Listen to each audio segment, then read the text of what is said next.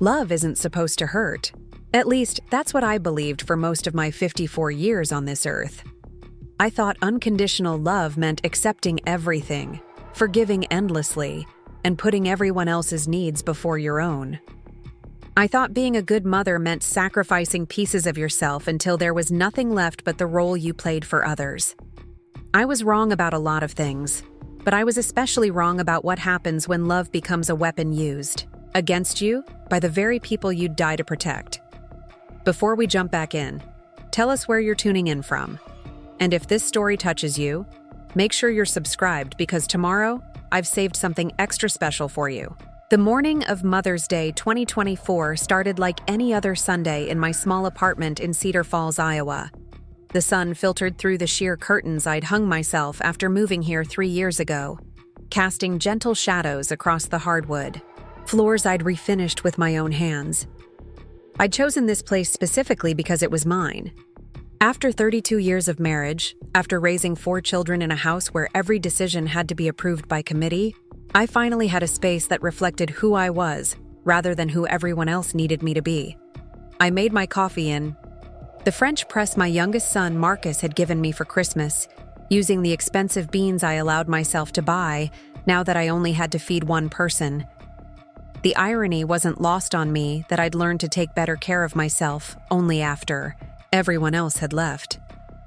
I settled into my reading chair by the window with my coffee and the new mystery novel I'd been saving for a quiet morning. This was my ritual now, peaceful mornings with no one demanding breakfast, no one asking where their clean clothes were, no one needing something from me before I'd even fully woken up. My phone buzzed on the side table. A text from my daughter, Rebecca. "Mom, we're doing Mother's Day brunch at Rachel's house at 11. Can you bring that spinach salad you make? The one with the strawberries." I glanced at the clock. 9:30. Typical Rebecca, assuming I had nothing else planned, assuming I'd drop everything to accommodate her schedule. But it was Mother's Day, and despite everything that had happened over the past few years, I still held onto the hope that maybe this time would be different. Maybe this time they'd actually want to celebrate me rather than simply tolerate my presence while they celebrated the idea of motherhood. I texted back a simple, "I'll be there," and set my book aside. The spinach salad she mentioned was indeed something I made well, a recipe I'd perfected over years of bringing dishes to potlucks and family gatherings. It was one of those contributions that people remembered and requested, though they rarely remembered to thank the person who made it. I'd learned not to expect gratitude for the small things. I'd learned not to expect much of anything, really. An hour later, I stood in Rachel's kitchen, my daughter-in-law barely acknowledging my presence as she directed traffic around the island where various dishes were being arranged. Rachel had married my eldest son David 6 years ago, and their house had somehow become the default gathering place for family events. It was a beautiful home, I had to admit, with its granite countertops and stainless steel appliances, the kind of kitchen I'd dreamed of having when I was raising my children in our modest ranch house, with its avocado green appliances from the 70s. "Oh, good. You brought the salad," Rachel said without looking up from her phone. "Can you put it on the counter by the window? We're trying to keep all the cold dishes over there." I did as I was told, as I always did, and surveyed the spread. Someone had ordered an elaborate fruit arrangement, the kind that costs more than I spend on groceries in a week. There were pastries from the expensive bakery downtown, fresh flowers in crystal vases, mimosas in actual champagne flutes rather than the plastic cups we'd used when my children were young and money was tight. Everything was beautiful, Pinterest perfect, the kind of gathering that would photograph well for social media. My children began arriving in waves. David first, since he lived here, followed by Rebecca with her husband James and their twin 8-year-old daughters, Lily and Sophie. Then came Thomas, my second son, alone as always since his divorce 2 years ago, and finally Marcus, my baby who was now 26, and still trying to figure out what he wanted to do with his life. The hugs I received were perfunctory, the kind you give because social convention demands it rather than because you're genuinely happy to see someone. Rebecca pecked my cheek and immediately turned to greet someone else. David nodded in my direction, while continuing a conversation about mortgage rates. Thomas at least smiled when he saw me, though it was the sad, pitying smile I'd grown accustomed to since the divorce. The look that said he felt sorry for me without actually wanting to do anything about it. "Mom, you look tired," Rebecca observed, as we gathered around the dining room table. "Are you sleeping okay in that little apartment?" The question sounded concerned on the surface, but I knew my daughter well enough to hear the criticism underneath. My apartment was small compared to their suburban homes with their multiple bedrooms and two-car garages. In Rebecca's world, living in a one-bedroom apartment at 54 was a sign of failure, evidence that I hadn't planned properly for my future. "I sleep fine," I replied, taking my seat at the far end of the table. The seat that was clearly meant for me, separated from the main conversation by the centerpiece and the distance. The apartment is perfect for my needs. "But don't you get lonely?" Rachel chimed in, her voice carrying that particular tone that suggested she was asking not out of genuine concern, but because she enjoyed highlighting my solitary status. "I mean, it must be so quiet after having a house full of people for so many years." I could have pointed out that my house had felt empty long before my children moved out, long before their father decided he preferred his secretary's company to mine. I could have mentioned that loneliness isn't about being alone, but about being surrounded by people who don't really see you. Instead, I smiled and said, "I've learned to enjoy the quiet." The conversation moved on without me, as it usually did. David and James discussed work, some business deal that was going to make them both a significant amount of money. Rebecca and Rachel compared notes on their children's activities, the endless schedule of soccer games and piano lessons and birthday parties that filled their calendars. Thomas scrolled through his phone, occasionally contributing a comment, but mostly seeming as disconnected from the family dynamic as I felt. Marcus, bless him, kept trying to include me in the conversation. "Mom's been taking painting classes," he announced during a lull. "You should see some of the stuff she's working on." I felt a flutter of warmth at his attempt to highlight something positive in my life. I had indeed started taking watercolor classes at the community center, something I'd always wanted to try but never had time for when I was busy managing everyone else's schedules. "That's nice," Rebecca said in the tone people use when they're acknowledging something they don't actually find interesting. Preparing and narrating this story took us a lot of time, so if you are enjoying it, subscribe to our channel. It means a lot to us. Now back to the story. Very therapeutic, I'm sure. Therapeutic.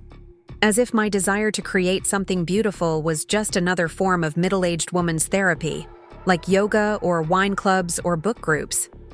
As if the joy I found in mixing colors and watching them bloom across wet paper was simply a way to fill the empty hours of my suddenly purposeless life. "I'm thinking about entering a piece in the local art fair this summer," I said, immediately regretting the admission. I'd been considering it, but saying it out loud made it feel presumptuous, like I was overreaching. "That's ambitious," David said, and I couldn't tell if he meant it as encouragement or gentle mockery. "Are you sure you're ready for that kind of competition?" There it was, the subtle undermining disguised as concern. The implication that I wasn't good enough, skilled enough, serious enough to compete with real artists. It was the same tone he'd used when I'd mentioned wanting to go back to school after their father left. The same doubt wrapped in false concern that had convinced me to abandon that idea. "It's just a local fair," I said, making my plans sound smaller, less important. "Not a big deal." "Well, it's good that you have hobbies," Rachel added. "It's so important for women your age to stay busy." Women my age. As if 54 was ancient. As if I'd crossed some invisible line into irrelevance. As if my interests were just ways to pass time until the inevitable decline rather than genuine pursuits that brought me fulfillment. The meal continued with me contributing little to the conversation, content to listen and observe.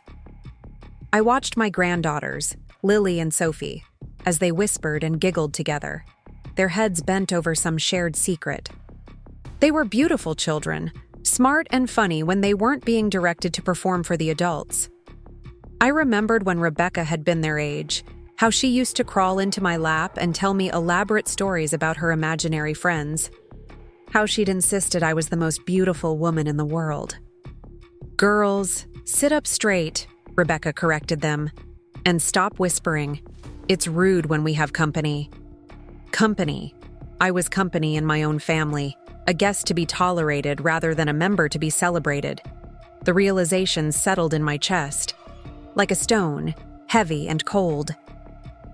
After we finished eating, Rachel began orchestrating the cleanup with military precision. "Rebecca, can you clear the glasses? David, take these plates to the kitchen. Thomas, you're on leftover duty." She turned to me. "Margaret, you can just relax. You've done enough." It was meant to be kind, I think, but it felt like dismissal. I wasn't trusted with the good dishes, wasn't considered capable of helping with the important tasks. I was relegated to sitting in the living room like an elderly relative who needed to be managed rather than included. I wandered over to the mantelpiece where Rachel displayed family photos in expensive silver frames. There were pictures from family vacations I hadn't been invited to, photos from birthday parties and holidays where I was either absent or relegated to the background. In the center, a large professional portrait of the family from last Christmas. David and Rachel with their son Kevin, Rebecca and James with the twins, Thomas looking handsome in his navy sweater, and Marcus with his arm around his current girlfriend. I studied the arrangement, counting the faces, and realized something that made my stomach clench. I wasn't in any of the central photos. The pictures that mattered, the ones that would be shown to friends and saved for posterity, featured the family without me. I was present only in the candid shots pushed to the edges, the informal pictures that would eventually be replaced with newer memories. "Oh, Margaret, we need to take some pictures," Rachel announced, returning from the kitchen with her professional-grade camera. "The lighting is perfect right now." Everyone began gathering in the living room, arranging themselves, on and around the large sectional sofa. Rebecca sat in the center with her daughters on either side of her. David and Rachel flanked them with their son Kevin on David's lap. Thomas and Marcus filled in the remaining spaces, everyone naturally finding their positions like they'd done this many times before.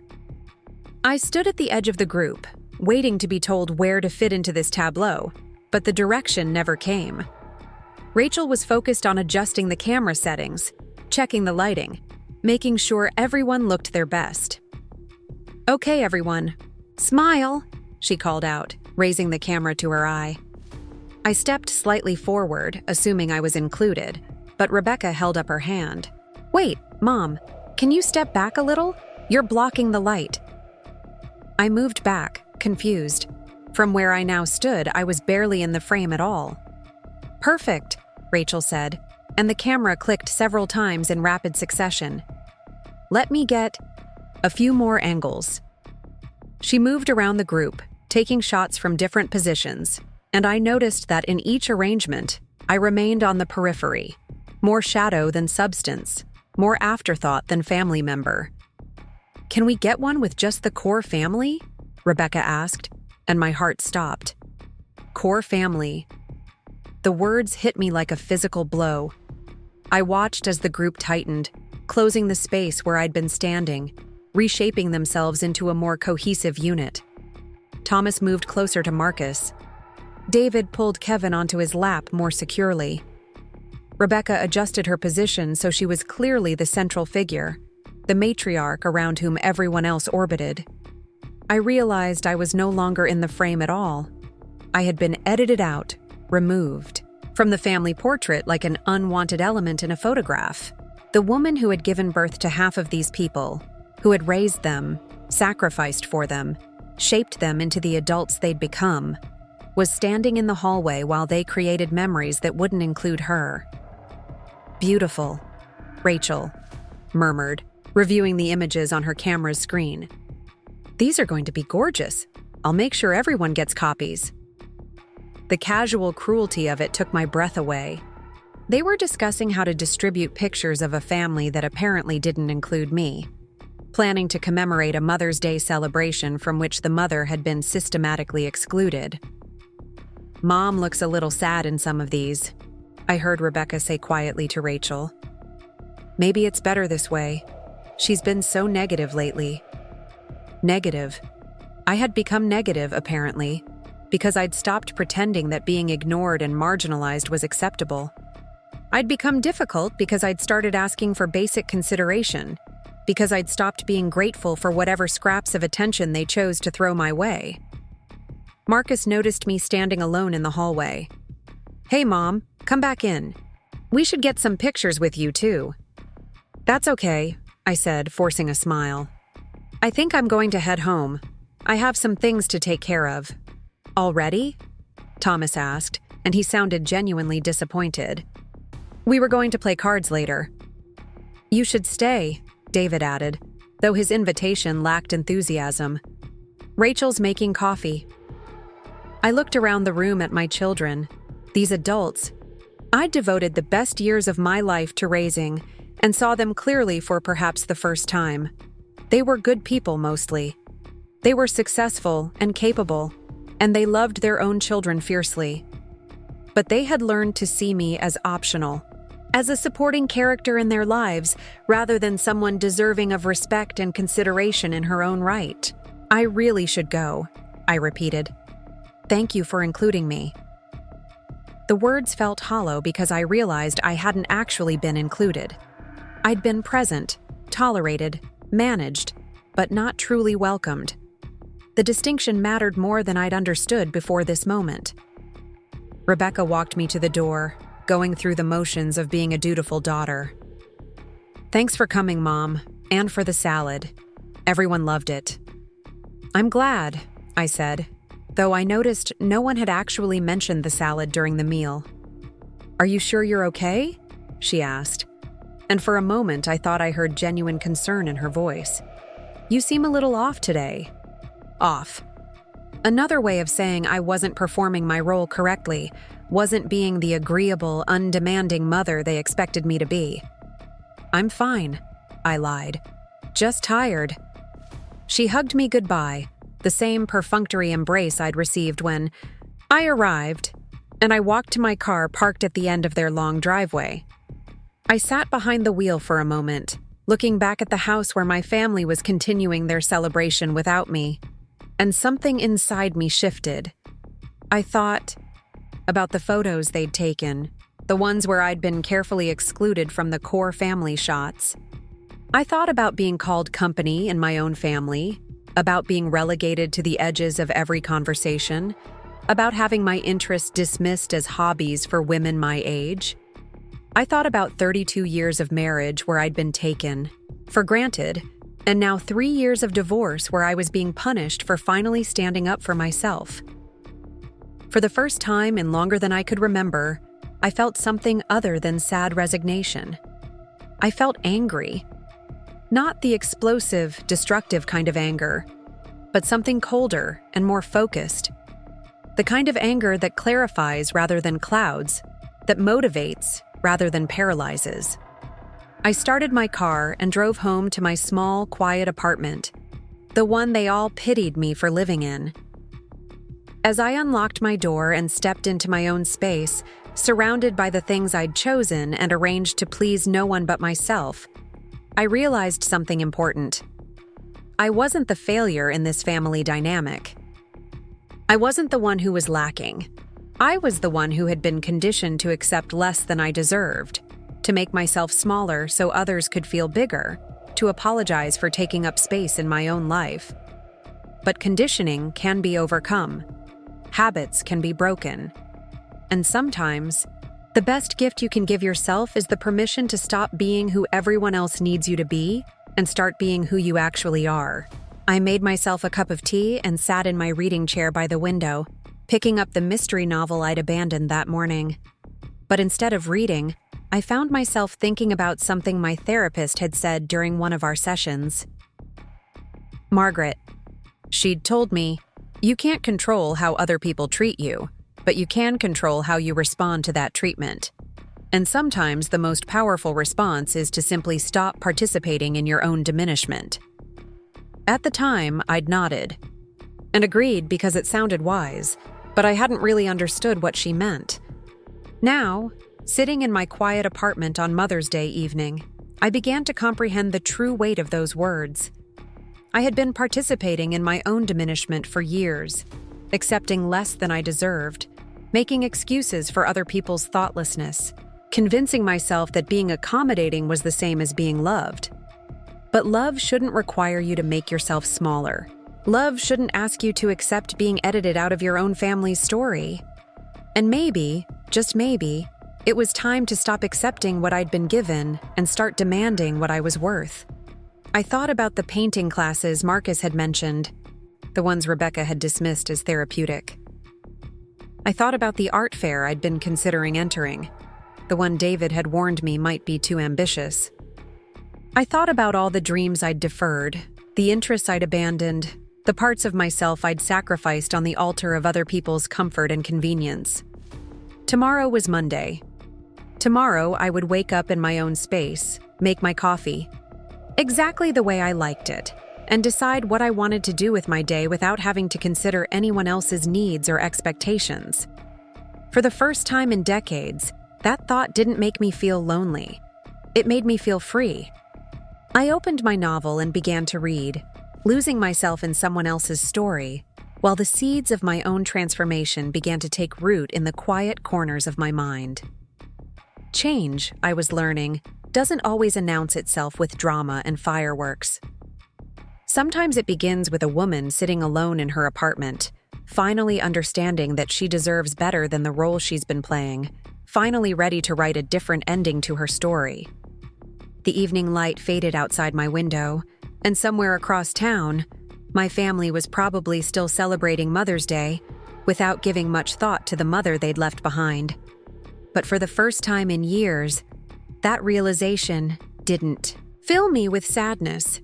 Instead, it filled me with possibility, because sometimes the most important journey isn't about finding your way back to the people who hurt you. Sometimes it's about finding your way forward to the person you were always meant to be. The call came at 7:30 on Tuesday morning, jolting me awake from the deepest sleep I'd had in months. My phone buzzed insistently on the nightstand, and Rebecca's name flashed across the screen with an urgency that immediately set my nerves on edge. In our family, early morning calls usually meant crisis, emergency, or someone needing something they'd forgotten to ask for at a more reasonable hour. "Mom, we have a problem." Rebecca's voice was tight with barely controlled panic. "Those photos, from Sunday? Rachel posted them on Facebook, and now everyone's asking where you are. Aunt Linda called me at 6 this morning wanting to know if you're sick or if something happened to you." I sat up in bed, still groggy, trying to process what she was telling me. "I'm sorry, what? The Mother's Day photos?" Rachel tagged everyone and posted them with this whole caption about family traditions and celebrating motherhood, and now people are commenting, asking why you're not in any of the pictures. "It's embarrassing, Mom. People are going to think we're horrible children who abandoned their mother." The irony of her concern wasn't lost on me. She wasn't worried about my feelings or the fact that I'd been deliberately excluded. She was worried about how it looked to other people, about their public image as devoted children. The possibility that they might actually be horrible children who had abandoned their mother wasn't something she seemed to consider. "What would you like me to do about it?" I asked, genuinely curious about her answer. "Can you call Aunt Linda and explain that you were there but just didn't want to be in the pictures? Tell her you were having a bad hair day or something, and maybe comment on Rachel's post so people know you were included." I was quiet for so long that Rebecca felt compelled to fill the silence. "Mom, are you there?" "I'm here," I said finally. "I'm just trying to understand." "You want me to lie to your Aunt Linda about why I wasn't in the family photos? You want me to publicly pretend that being excluded from my own family's Mother's Day celebration was my choice?" "You're being dramatic again," she sighed. Nobody excluded you. You could have asked to be in more pictures if you wanted to. Asked. As if it was my responsibility to request inclusion in my own family. As if being wanted should be something I had to negotiate for, rather than something that should be freely given. Rebecca, I said, my voice steadier than I felt. I stood in that hallway and watched you arrange yourselves for photos. I heard you specifically request pictures of just the core family. At what point during that process should I have advocated for my own inclusion? You're twisting everything around, she replied, but there was less conviction in her voice. Now. Look, can you just help us out here? People are starting to talk, and it's making everyone uncomfortable. Everyone. Not her, specifically, but everyone.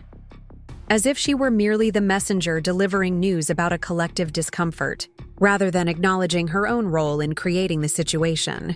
I'll think about it, I said, and hung up before she could respond. I made my coffee and sat in my reading chair, staring out at the morning light filtering through the trees outside my apartment complex. The normalcy of the scene felt surreal after the phone call. Birds were singing, people were walking their dogs, life was continuing as if nothing had changed. But something fundamental had shifted in my understanding of my place in my children's lives. They wanted me to participate in covering up their thoughtlessness. They wanted me to help them maintain the fiction that they were good, considerate children who would never hurt their mother's feelings. They wanted me to protect their public image while they continued to treat me as an inconvenience in private. My phone buzzed with a text from David. Mom, can you please just make this easier for everyone? Post something on Rachel's Facebook, so people stop asking questions. Easier for everyone. The request that had defined most of my adult life. The expectation that I would always choose the path that made things more comfortable for other people, regardless of the cost to my own, dignity or well-being. Another text, this one from Thomas. Hey Mom, saw the photos online. Kind of weird that you're not in any of them. Everything okay? At least Thomas seemed to recognize that something was wrong, even if he wasn't quite sure what it was. I appreciated that he'd reached out, but I also noticed that his concern came in the form of a text message rather than a phone call, a safe distance that allowed him to express caring without having to deal with any emotional complexity that might result. I spent the day thinking about Rachel's Facebook post, about the comments from family friends and extended relatives who had noticed my absence. People who remembered me hosting countless family gatherings, who recalled me organizing birthday, parties and holiday celebrations, who had watched me dedicate decades of my life to creating beautiful memories for my children. Now, those same people were confused by my disappearance from the narrative, puzzled by the gap where I should have been. By evening, I had made my decision. Instead of calling Aunt Linda to make excuses, instead of commenting on Rachel's post, to smooth things over, I did something that surprised even me. I created my own Facebook post. Had a lovely Mother's Day yesterday, I wrote. Spent the morning reading in my beautiful apartment, then joined my family for brunch. Interesting to discover that I'm apparently not part of the core family anymore, but grateful for the clarity. Sometimes the most important revelations come when you least expect them. To all the mothers out there who feel invisible, who have been pushed to the margins of their own families, who are tired of making themselves smaller so others can feel bigger, I see you. You are not alone. I attached a photo I'd taken that morning of my coffee cup next to my novel, the soft morning light streaming across the pages. It was a simple image, peaceful and solitary, but it told a story that was entirely mine. Within an hour, the responses began pouring in.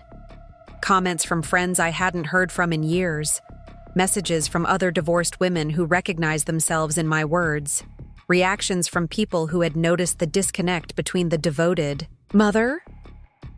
They remembered and the absent figure in my children's recent photos. Margaret, you were always the heart of every family gathering, wrote my former neighbor from the old house. I'm sorry if people have forgotten that. Girl, Good for you for speaking your truth, commented a colleague from the part-time job I'd had when the kids were in high school. Some people need to be reminded of what they've got before they lose it. You raised those children to be who they are today, added my sister-in-law from my ex-husband's side of the family. Don't let anyone make you feel like your contribution doesn't matter. But it was the private messages that really got to me. Women sharing their own stories of being marginalized by their adult children, of having their sacrifices forgotten, of feeling like strangers in the families they had built. Each message was a reminder that I wasn't alone in this experience, that countless mothers had found themselves in similar situations, wondering how they had become optional in their own children's lives. My phone started ringing around 8:00. Rebecca, of course. Mom, what the hell is this Facebook post about? People are calling me asking if we had some kind of fight. Aunt Linda is freaking out, and Grandma Rose wants to know what core family means. You're making us all look terrible. I'm not making you look like anything, I replied calmly. I'm simply stating what happened. If the truth makes you look terrible, perhaps you should consider why that might be. You're being vindictive, she accused. This isn't like you. She was right about that. The old me would have quietly absorbed the hurt, would have made excuses for their behavior, would have prioritized their comfort over my own dignity.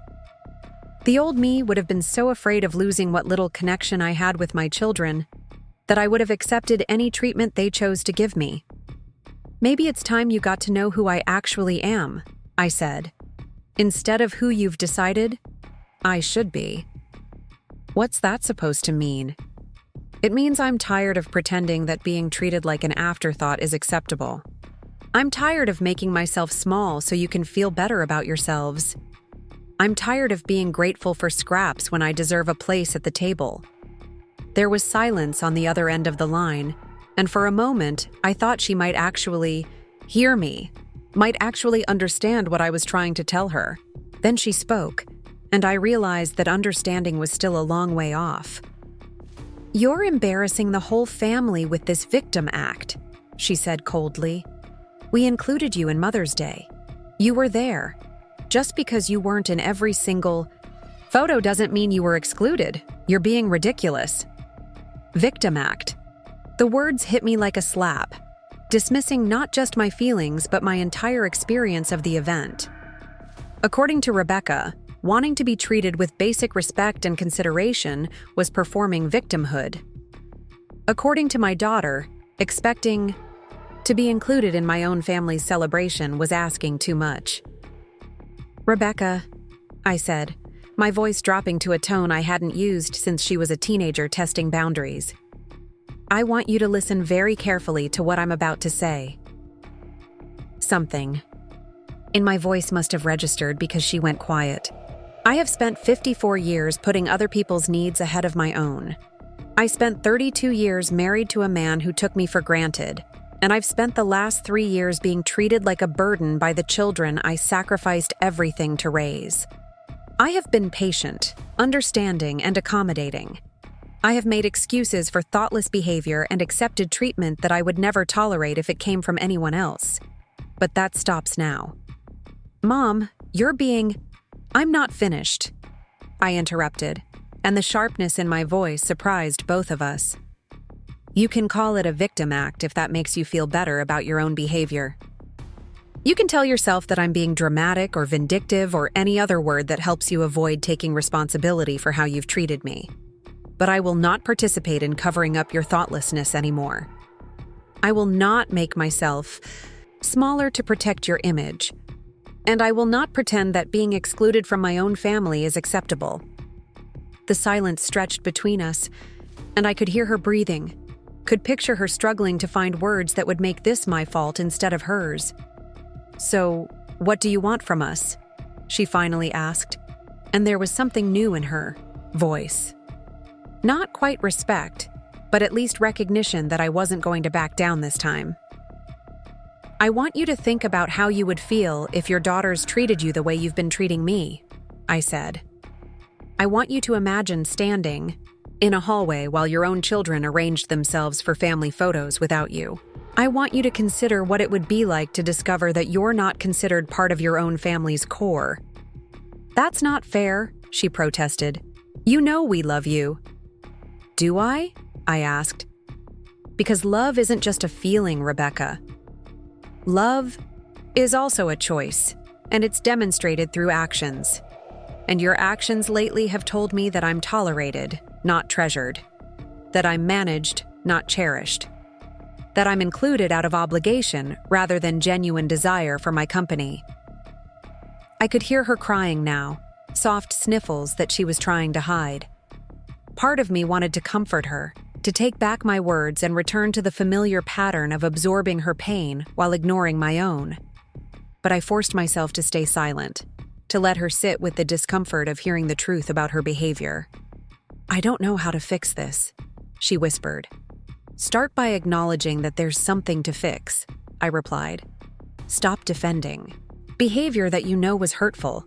Stop making excuses and start taking responsibility." "And then what?" "Then we see if you're willing to do the work of treating me like someone who matters to you rather than someone you have to manage." After we hung up, I sat in my quiet apartment and felt something I hadn't experienced in years. Not happiness, exactly, but something closer to peace. I had spoken my truth without apologizing for it. I had set boundaries without cushioning them with qualifiers and explanations. I had refused to participate in my own diminishment. My phone buzzed with notifications throughout the evening. More comments on my Facebook post, more private messages from women sharing their own stories. But also texts from my children, each one revealing their different ways of processing what had happened. David's message was predictably focused on damage control. "Mom, people are talking about our family at work. Can we please handle this privately?" Thomas sent something more thoughtful. "I'm sorry if we haven't been showing you how much you mean to us. I didn't realize you felt left out." Marcus called instead of texting. "Mom, I saw your post. Are you okay? Do you want to talk about it?" Of all my children, Marcus seemed to understand that this wasn't about a single photo or one thoughtless moment. He grasped that something deeper was happening, that his mother was finally refusing to accept treatment that had been slowly eroding her sense of worth for years. "I'm better than okay," I told him honestly. "I'm finally being honest about what I need and what I won't accept anymore." "Good for you," he said, and I could hear the relief in his voice. "I've been worried about you since the divorce. You've seemed so small lately, like you were disappearing." Small. Disappearing. My youngest son had seen what I hadn't fully recognized myself, that I had been slowly shrinking, accommodating myself out of existence in my own life. "I'm done disappearing," I said. "I'm done being small." "I love you, Mom. Not because you're convenient or accommodating or easy to manage. I love you because you're you. And I want you to be you, not some watered-down version that makes everyone else comfortable." After we hung up, I looked at myself in the bathroom mirror as I prepared for bed. The woman looking back at me was different from the one who had woken up that morning. Her shoulders were straighter, her jaw was set with determination, and her eyes held a clarity that had been missing for too long.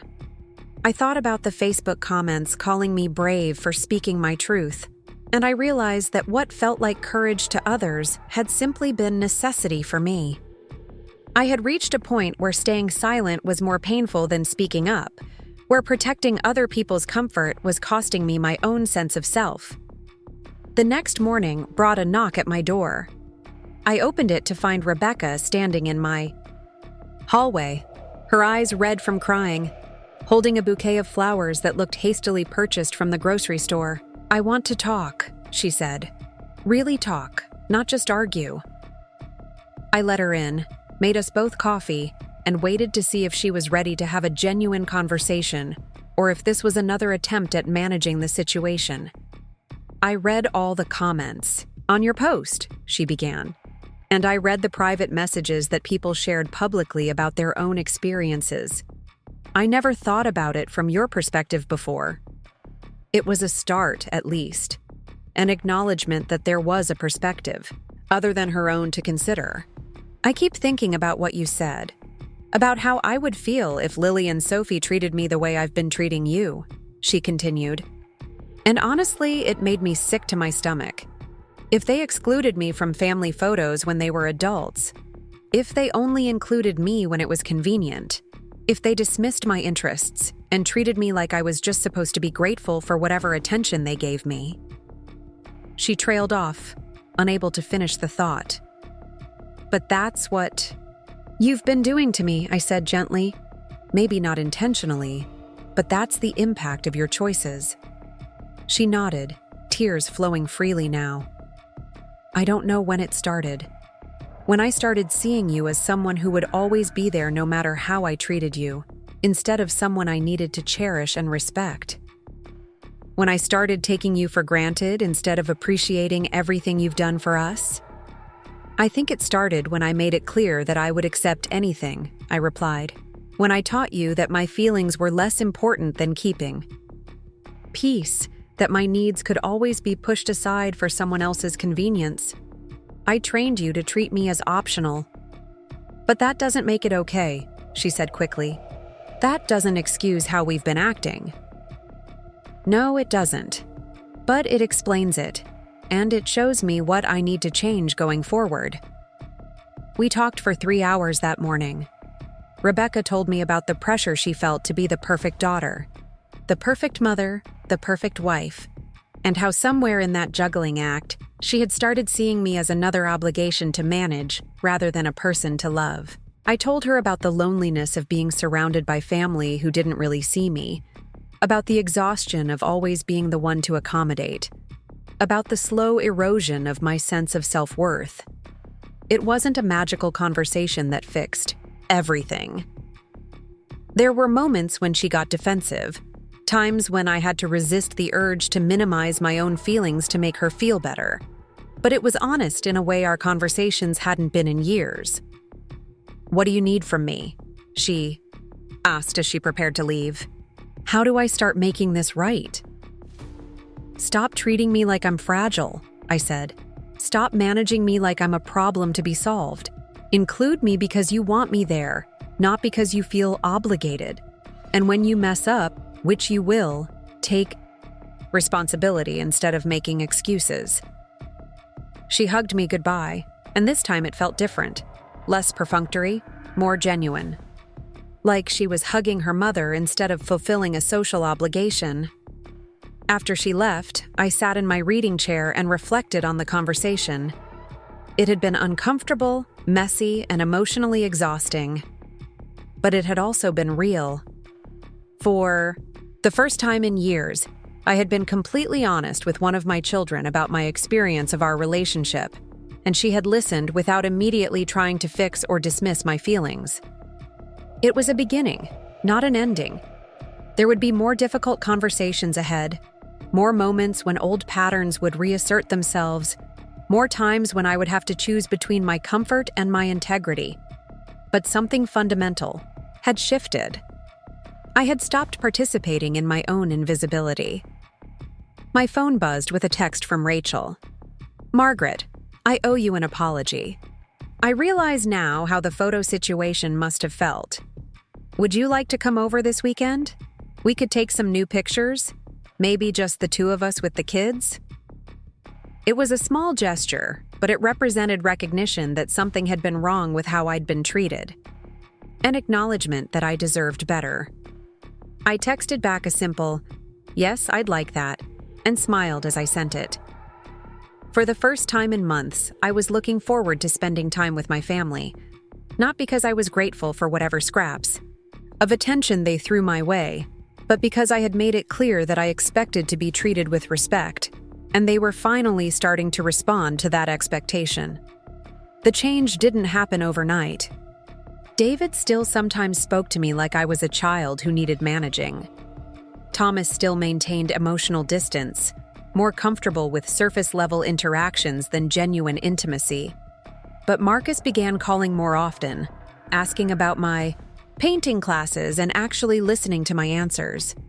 Rebecca started including me in planning family gatherings, instead of just telling me when and where to show up. Most importantly, I stopped making myself smaller to accommodate their comfort. When David suggested that my apartment was too small and I should consider moving somewhere more appropriate, I told him that I loved my home and wouldn't be changing my living situation to match his expectations. When Thomas forgot to call, on my birthday, I told him directly that it hurt my feelings instead of pretending it didn't matter. When Rachel made plans that excluded me, I spoke up instead of accepting the exclusion as inevitable. Each time I advocated for myself, it got a little easier. Each time I set a boundary, I felt a little stronger. Each time I refused to participate in my own diminishment, I reclaimed a piece of the person I had been before I learned to make everyone else's needs more important than my own. The Facebook post that had started as a moment of frustration had become something larger. Women continued to reach out, sharing their own stories of being marginalized by their families, of losing themselves in the roles they played for others. Some had found the courage to speak up in their own situations. Others were still gathering the strength to set boundaries. All of them were learning what I was learning, that you can't control how other people treat you, but you can absolutely control whether you participate in treatment that diminishes your worth.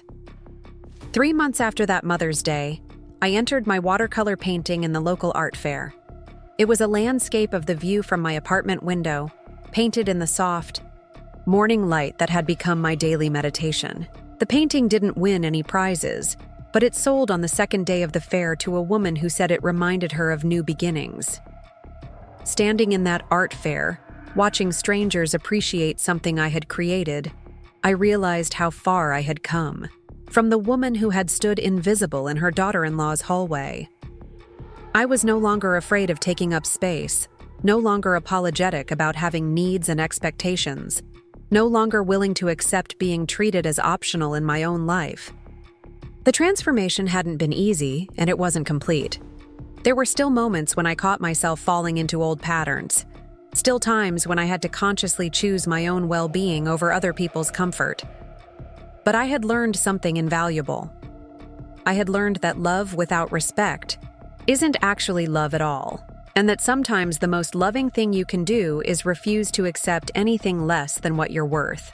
As I packed up my remaining paintings at the end of the art fair, my phone buzzed with a text from Rebecca.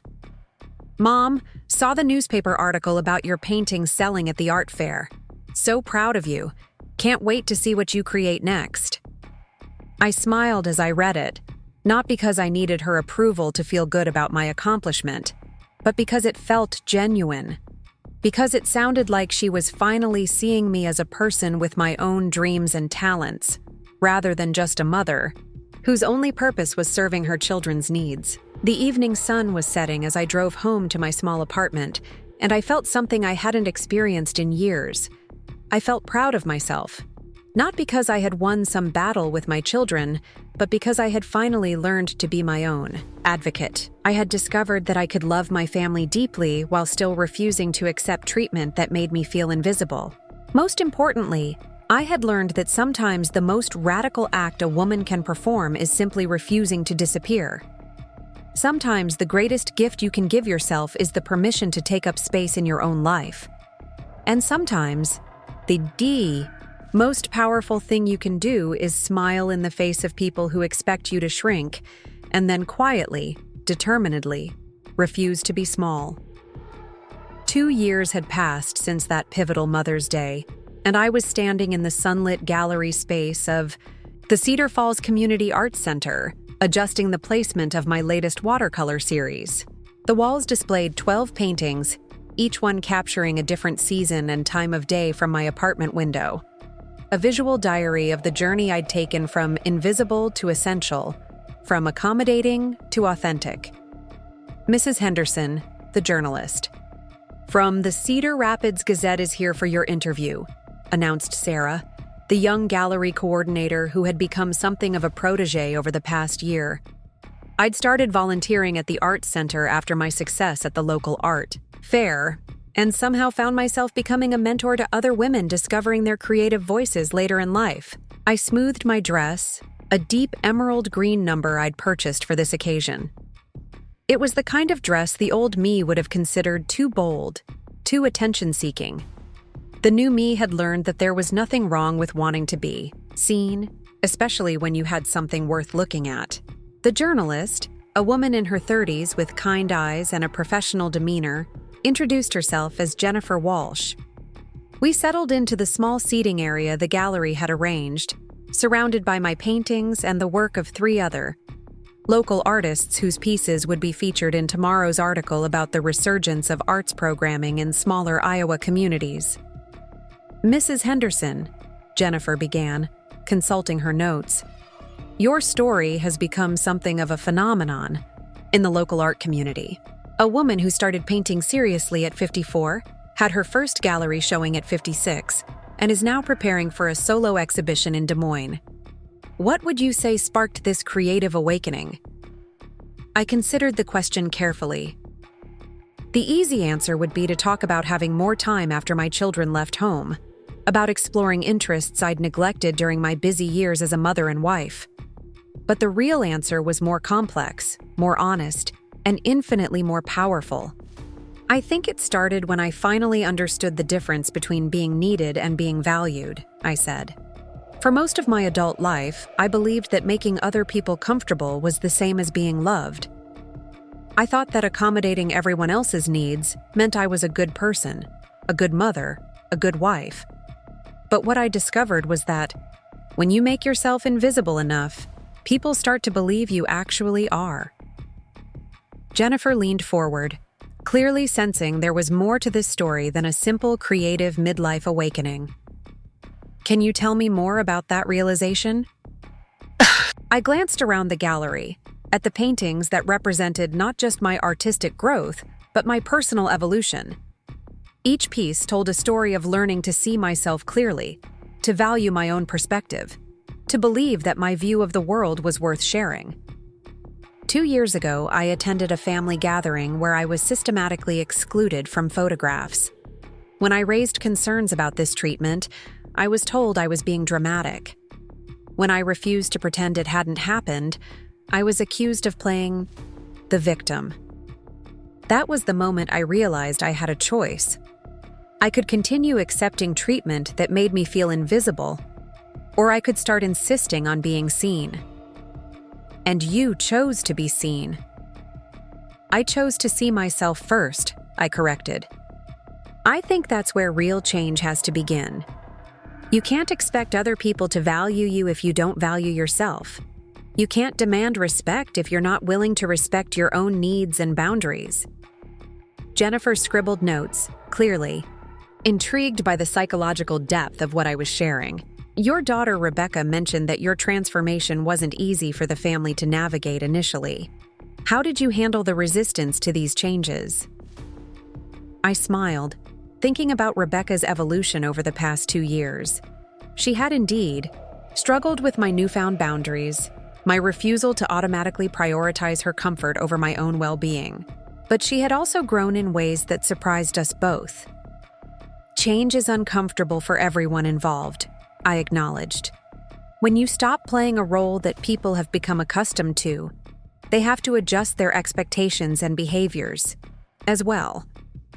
Some people rise to that challenge and some people don't. I had to learn that their response to my growth was about them, not about me. Can you give me a specific example? I thought about the dozens of moments over the past 2 years when I'd chosen authenticity over accommodation, when I'd risked conflict rather than accept disrespect. One particular incident stood out as a turning point, not just for me, but for my entire family dynamic. Last Christmas, my daughter-in-law Rachel planned the family gathering as she always had, but when she called to inform me of the menu and ask what I'd be contributing, I told her I'd actually like to host this year. She was shocked, told me it would be too much work for someone my age, suggested that maybe I could just bring a side dish as usual. How did you respond? I told her that I was perfectly capable of hosting a dinner party, that I'd been doing it successfully for decades, and that if she wasn't comfortable with me taking on that role, perhaps we should alternate hosting duties among the family members rather than defaulting to her house every year. I paused, remembering the uncomfortable silence that had followed my suggestion. She accused me of being difficult and trying to cause problems during the holiday season. That must have been challenging.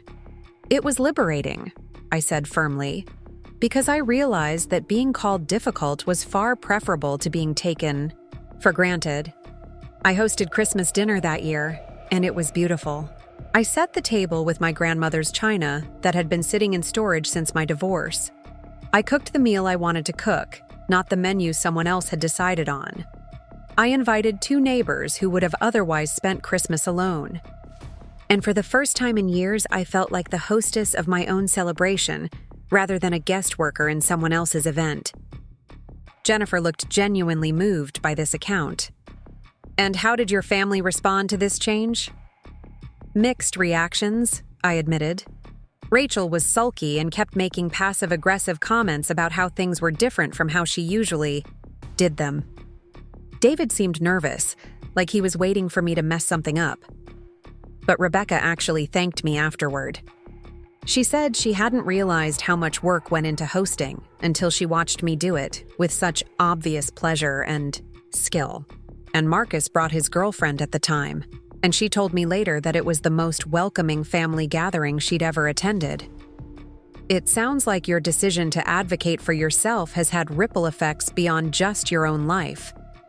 That was perhaps the most surprising discovery of the past 2 years. When I stopped accepting poor treatment, it didn't just improve my own life. It created space for healthier dynamics throughout the family. Rebecca had started setting better boundaries with her own children, teaching them to respect other people's time and efforts rather than simply expecting accommodation. Thomas had begun therapy to work through some of his emotional distance issues. Even David, though still prone to controlling behavior, had started acknowledging his wife's contributions more explicitly. I think when one person in a family system starts operating from a healthier place, it challenges everyone else to examine their own patterns, I reflected. Not everyone rises to that challenge immediately, but the invitation is always there. Speaking of family, I understand you have some exciting news to share about your granddaughters? I beamed, thinking about Lily and Sophie, Rebecca's twins who were now 10 years old. Over the past 2 years, as I'd become more intentional about building genuine relationships rather than simply fulfilling obligations, my connection with my granddaughters had deepened immeasurably. They've both enrolled in art classes, I said proudly. Lily is particularly drawn to painting, and Sophie loves working with clay. But more than that, they've started coming to visit me individually, not just during family gatherings. We have what we call grandma dates, where they each get solo time to work on their art projects and talk about whatever's on their minds. That sounds wonderful. It is. And it's something that never would have happened if I'd continued to accept being invisible. Children learn how to treat people by watching how the adults in their lives treat each other. By demanding respect for myself, I'm teaching them to respect themselves and others. By pursuing my own interests unapologetically, I'm showing them that women don't have to sacrifice their identities to care for their families. Jennifer smiled. It sounds like you've become a very different kind of role model than you were before. I've become a more honest one, I agreed. Before, I was modeling accommodation and self-sacrifice. Now I'm modeling authenticity and self-respect. I think that's a much more valuable lesson for young women to learn. The interview continued for another 30 minutes, covering my artistic techniques, my involvement with the Community Arts Center, and my upcoming solo exhibition. But the questions that mattered most were the ones about transformation, about the courage it takes to reinvent yourself in midlife, about the power of refusing to accept treatment that diminishes your worth. After Jennifer left, I walked through the gallery one more time, looking at my paintings with fresh eyes. The early pieces in the series were tentative, careful, painted by a woman who was still learning to trust her own vision. The later works were bolder, more confident, created by someone who had finally learned that her perspective was valuable. My phone buzzed with a text from Marcus. Mom, just saw the online preview of your interview. So proud of you. Can't wait to bring Emma to your opening next week. Emma was his new girlfriend, a social worker with a warm laugh and genuine curiosity about other people's lives. Unlike some of the women my children had dated in the past, Emma seemed to genuinely enjoy spending time with me, asking about my art and my experiences with interest rather than obligation. Another text came in from Rebecca. The interview preview made me cry. Good tears. I'm so grateful for the woman you've become and the example you're setting for the girls. But it was the third message that surprised me most. A text from an unknown number that read, Mrs. Henderson, this is Amber, Zach's ex-girlfriend. I saw the article preview online. I wanted you to know that watching you stand up for yourself 2 years ago gave me the courage to leave a relationship where I wasn't being treated well. Thank you for showing me what self-respect looks like. I had to sit down for a moment, overwhelmed by the realization that my journey toward authenticity had rippled out in ways I'd never imagined. A young woman I barely knew had been watching, during those difficult early months when I was learning to set boundaries, and my example had given her strength to make positive changes in her own life. That evening, I hosted a small dinner party at my apartment. This was something I'd started doing regularly over the past year, inviting friends and neighbors for intimate gatherings where real conversation could flourish. Tonight's guests included Sarah from the Art Center, my neighbor Mrs. Patterson, who was a retired teacher, and 2 women from my painting class who had become close friends. As we sat around my small dining table, sharing good food and honest conversation, I reflected on how different my life looked now compared to 2 years ago. Then, I had been lonely even when surrounded by family, isolated by my own willingness to make myself invisible. Now, I was surrounded by people who saw me clearly, who valued my thoughts and opinions, who enjoyed my company for who I was, rather than what I could do for them. Margaret, said Carol, one of my painting classmates, I have to tell you something. When I first started coming to the community center, I was intimidated by your confidence. You seemed so sure of yourself, so comfortable taking up space. But watching you these past months, I've realized that confidence isn't something you either have or don't have. It's something you build by making choices that honor who you are. That's exactly right, I replied. Confidence isn't about never doubting yourself. It's about deciding that your doubts don't get to make your decisions for you. The conversation turned to other topics, but Carol's observation stayed with me throughout the evening. I thought about the woman I'd been 2 years ago, so afraid of conflict that I'd accepted invisibility rather than risk uncomfortable conversations. That woman would never have believed she could host a gallery showing, give interviews to journalists, or mentor other women in finding their creative voices. The transformation hadn't happened overnight, and it hadn't been easy. There had been moments of doubt, times when the old patterns felt safer than the uncertain territory of authenticity. There had been relationships that couldn't survive my newfound boundaries, people who preferred the accommodating version of me to the honest one.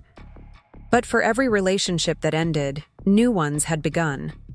For every person who couldn't handle my growth, I'd found others who celebrated it. For every moment of discomfort that came with speaking my truth, there had been exponentially more moments of genuine connection and satisfaction. The week of my gallery opening arrived with a flurry of activity. The Cedar Falls Community Arts Center had never hosted a solo exhibition for a local artist, so there was excitement throughout the community about the event. Local businesses had sponsored the reception, the mayor was planning to attend, and several art collectors from Des Moines and Iowa City had expressed interest in viewing the work. But beyond the professional recognition, I was most excited about the people who would be there to support me. My children were all planning to attend, including David, who was flying in from his business trip specifically for the opening. My granddaughters had helped me choose the dress I would wear, a flowing blue number that matched one of the skies in my paintings. And Marcus was bringing Emma, whom I'd grown genuinely fond of over the past few months. The afternoon before, the Opening, Rebecca and the twins came to my apartment to help me get ready. We painted our nails together, a grandmother-daughter-granddaughter bonding activity that had become one of our traditions. As we sat in my living room, hands spread carefully to dry, Lily asked me a question that caught me off guard. "Grandma, why didn't you start painting when you were younger?" I considered how to answer honestly without burdening her with concepts too complex for a 10-year-old to fully understand. "I think I was so busy taking care of other people that I forgot to take care of the parts of myself that needed creative expression," I said finally. "But that seems sad," Sophie chimed in. "Why didn't anyone tell you to paint?" Rebecca and I exchanged glances over the girls' heads. How do you explain to children that sometimes the people who love you can still make you feel invisible? How do you describe the way women are taught to shrink themselves to make others comfortable? "Sometimes, sweetheart," Rebecca said carefully. "Grown-ups get so focused on doing what they think they're supposed to do that they forget to do what makes them happy. Grandma is teaching us that it's never too late to remember what makes you feel alive." I felt a surge of pride hearing Rebecca articulate this lesson. 2 years ago, she wouldn't have understood the concept of losing yourself in service to others. Now she was teaching her own daughters to value their authentic selves from the beginning. "I don't want to forget what makes me happy," Lily declared, seriously. "Then don't," I told her, reaching over to squeeze her hand. "Remember this feeling of creating something beautiful with your own hands. Remember that your ideas and your perspective matter. Remember that taking care of yourself isn't selfish, it's necessary." The night of the gallery opening, I stood in front of my bathroom mirror, applying lipstick with steady hands. The woman looking back at me bore little resemblance to the one who had stood invisible in a hallway 2 years earlier. This woman's shoulders were straight with confidence rather than curved with accommodation. Her eyes were bright with purpose rather than dim with resignation. Her smile was genuine rather than apologetic. I arrived at the gallery 30 minutes before the official start time, wanting to walk through the space once more while it was quiet. Sarah had done a beautiful job with the presentation. Each painting was properly lit, with small placards describing the time and season depicted. In the center of the room, an easel displayed my artist's statement, words I'd written carefully to convey not just my artistic journey, but the personal transformation that had made it possible. "Art has always been about seeing," I had written. But for most of my life, I was so focused on seeing what other people needed from me that I forgot to see what I needed for myself. These paintings represent not just landscapes viewed from my window, but the gradual process of learning to trust my own vision, to value my own perspective, to believe that what I see is worth sharing. Each piece was created by a woman who was discovering her own voice, her own worth, her own right to take up space in the world. People began arriving promptly at 6 o'clock. I watched from across the room as friends, neighbors, and strangers moved through the space, studying my work with genuine interest and appreciation. Comments drifted over to me about the emotional depth of the pieces, the way the light captured. And each painting seemed to tell a story beyond the simple landscape it depicted. My family arrived together, a rare unity that hadn't existed 2 years ago. David looked genuinely proud as he studied each painting carefully. Thomas seemed less emotionally distant than usual, actually engaging with other attendees about the work rather than hiding behind his phone. Rebecca moved through the gallery with obvious pride, introducing me to people she knew and explaining my artistic journey to anyone who would listen. But it was Marcus and Emma's reaction that touched me most deeply. They stood for a long time in front of the painting I'd titled Dawn After Storm, a piece I'd created during the most difficult period of setting boundaries with my family. The painting showed my apartment window during a sunrise following a night of heavy rain, everything washed clean and new. "This one is my favorite," Emma told me when they approached. "There's something about the light that feels like hope, like new beginnings." "That's exactly what it represents," I replied. It was painted during a time when I was learning that sometimes you have to weather the storm before you can appreciate the sunrise. The evening progressed beautifully. Several people expressed interest in purchasing pieces, including a collector from Des Moines who wanted to commission a series for her office building. The mayor gave a short speech about the importance of supporting local artists and celebrating the creative contributions of community members. A photographer from the newspaper captured images of me standing beside my work, looking every inch the confident artist I had become. As the evening wound down and people began to leave, my family gathered around me for photos.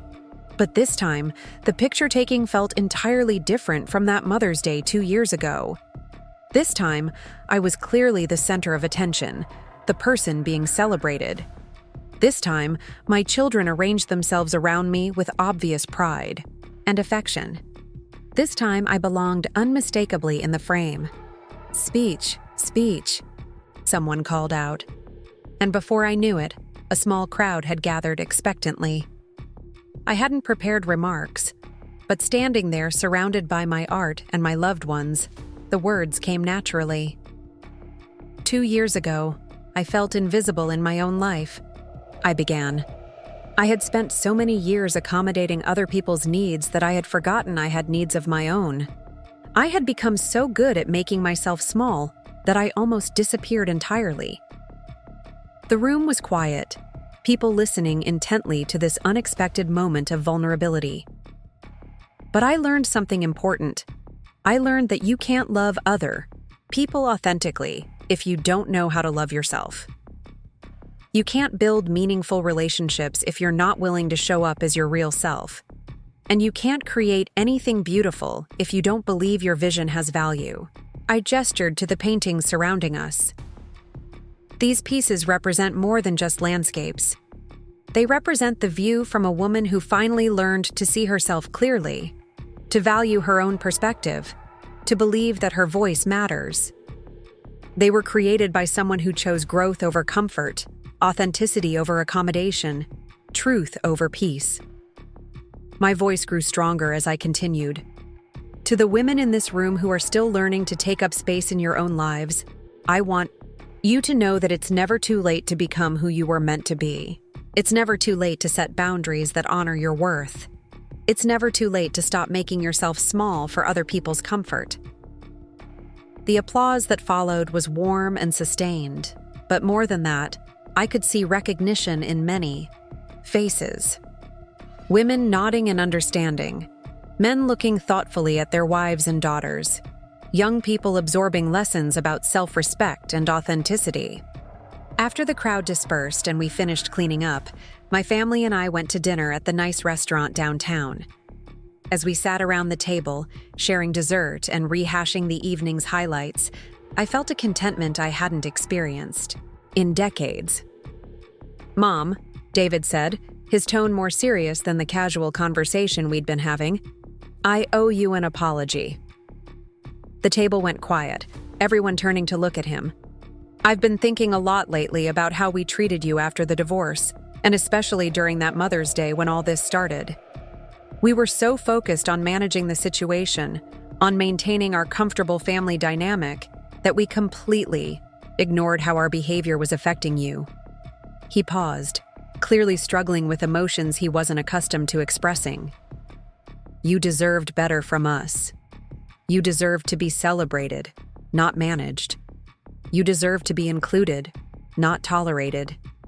And I'm sorry it took you standing up for yourself for us to realize what we were doing." Thomas nodded in agreement. "I hate that we made you feel invisible in your own family. I hate that you had to choose between being honest about how we were treating you and keeping the peace. That shouldn't have been a choice you had to make." Rebecca reached across the table to take my hand. "You raised us to be better people than we were being, and I'm grateful that you loved us enough to call us out when we weren't living up to the values you taught us." Even Marcus, who had been the most supportive throughout my transformation, added his voice. "I'm proud of you for refusing to accept treatment that made you feel small, and I'm proud to be the son of a woman who knows her own worth." I looked around the table at these adults I had raised, seeing them perhaps more clearly than ever before. They weren't perfect, and our relationships would continue to require ongoing attention and adjustment. But they were people who could grow, who could acknowledge their mistakes, who could choose to do better when confronted with the impact of their actions. "Thank you," I said simply. "All of you. For being willing to grow along with me, for being open to change, for loving me enough to let me be real with you even when it was uncomfortable." As we left the restaurant and said our goodbyes, I felt a profound sense of completion. Not the ending of a story, but the conclusion of one chapter and the beginning of another. I had spent the first 54 years of my life learning to accommodate, to shrink, to make myself invisible. I was determined to spend whatever years remained learning to expand, to grow, to take up space unapologetically. The drive home to my apartment was peaceful, the streets quiet under the late spring stars. As I unlocked my door and stepped into my own space, I felt the deep satisfaction that comes from living authentically. My small apartment, which my children had once pitied me for, felt like a sanctuary. My quiet evening routine, which others had worried indicated loneliness, felt like self-care. I changed into comfortable clothes and made myself a cup of tea, then sat in my reading chair by the window. The view that had inspired so many paintings looked different now in the darkness, but no less beautiful. Streetlights created pools of warm illumination, and in the distance I could see the lights of other homes where other lives were unfolding. My phone buzzed with a text from an unknown number.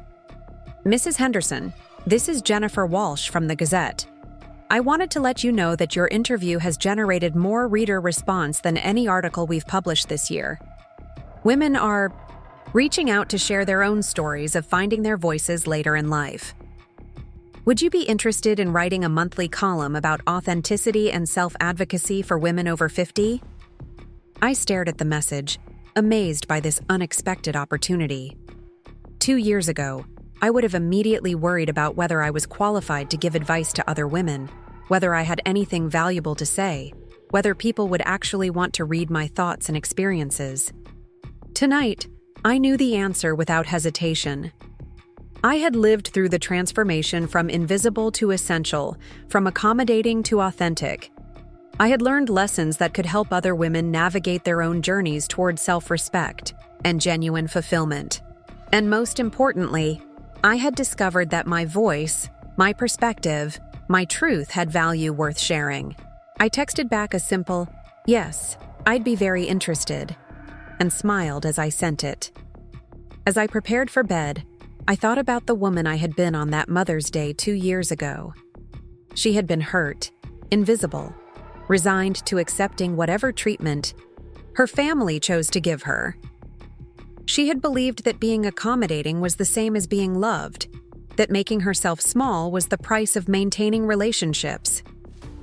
That woman had been in pain, but she had also been on the verge of the most important discovery of her life. She was about to learn that sometimes the most loving thing you can do is refuse to accept treatment that diminishes your worth. She was about to discover that authenticity is more valuable than accommodation, that being seen is more important than being convenient. She was about to find out that the smile she gave when her daughter called her a failure and replaced her in the family photo wasn't the smile of someone accepting defeat. It was the smile of someone finally understanding that she didn't have to participate in her own diminishment anymore.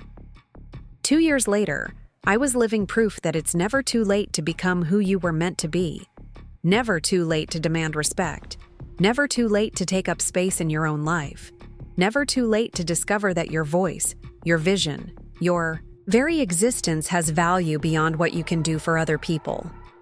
The woman in the family photo had been missing not because she wasn't loved, but because she had forgotten how to love herself. The woman writing a column about authenticity for other women over 50 had learned that self-love isn't selfish, it's essential. It's the foundation upon which all other genuine love is built. I turned off the lights and settled into bed, grateful for the journey that had brought me to this moment, Tomorrow would bring new opportunities to create, to connect, to continue growing into the fullest version of myself.